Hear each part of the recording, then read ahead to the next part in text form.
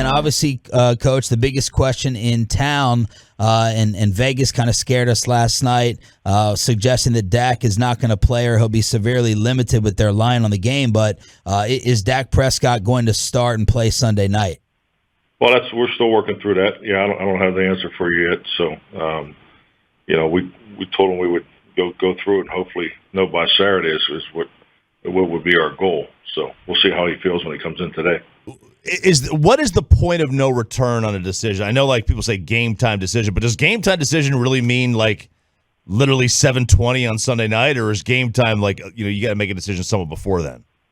No, I think you just stay true to your medical timeline. I mean, there's a process.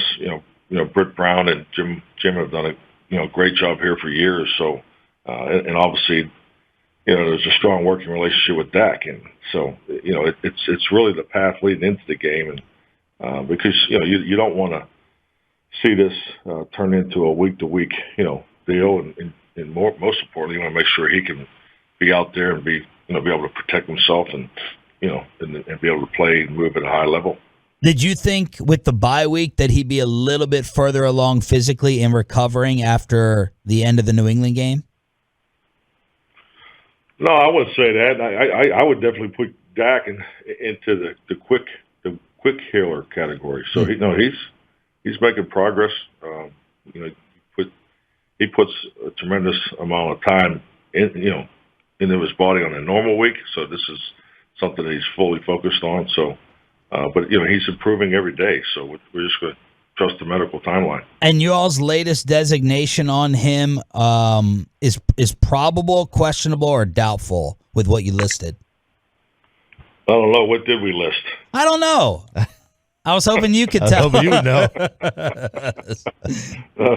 We'll finalize that today. So, frankly, I haven't seen him yet this morning because I'm hanging out with you guys. But yeah, I'll get that information here, before the 7:30 team meeting. Coach, obviously you have a nice, lead in the division.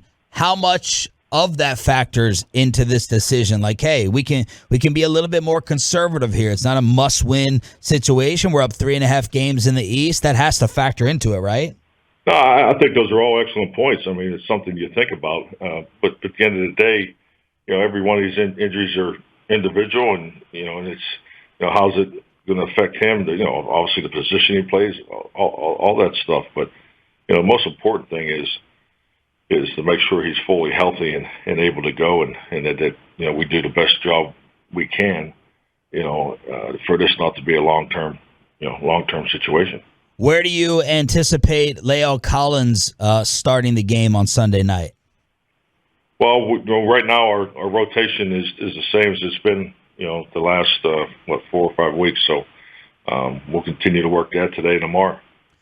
Is it a best 5 issue right now with where the offensive line is, or did you have Steele graded higher than La'el, and is that why he has not resumed his starting role? Well, I mean, it's been 5 weeks. I think you definitely have to factor in that. Continuity, consistency definitely plays into it when you're evaluating the whole offensive line. So, those are all the variables you look at when you make these kind of decisions. And had a chance to sit down and talk to LC about it, and hey, he's done exactly what he said he was going to do. He just want to jump in and get back out there and just get ready to play. How big of a jump is it for him to go back to playing guard when he hasn't done it for a few years? How big of a challenge is that? Oh, I'd say it's definitely a challenge. Seeing him in there in pads yesterday, he seemed very natural at it.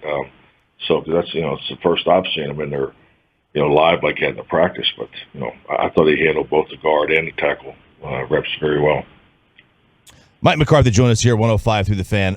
Kirk Cousins has not performed as well at night as he has in noon games.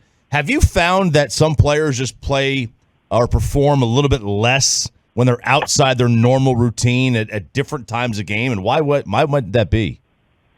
I would say this, that's an interesting stat, obviously. But when you look at those type of individual statistics, I mean, this is the ultimate team game. I mean, you got 48 guys that line up on Sunday, and obviously you're coordinated with 10 others at all times. So I don't really put a lot into that because I don't really see all the variables and parallels that you could line up to make a case of why does that exist. So interesting stat though. Hope it holds up. Coach, we all know about Mike Zimmer around here, very respected guy throughout the league. We know about their offense, not as much about their D. What have you seen from the Vikings defense before Sunday?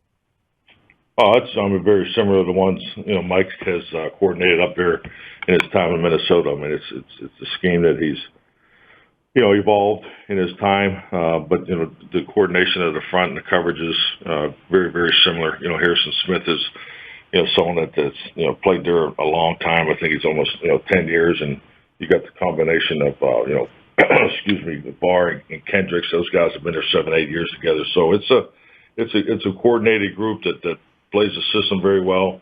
Combination pressure is really is what I always felt Mike's defense is really challenged you with. So we're expecting some of that, having that bye week to work on it will definitely benefit us, as our prep going into the game. But it's always a tough defense to go against. They do a good job of keeping the lid on the scoring. So this will be an excellent challenge for us.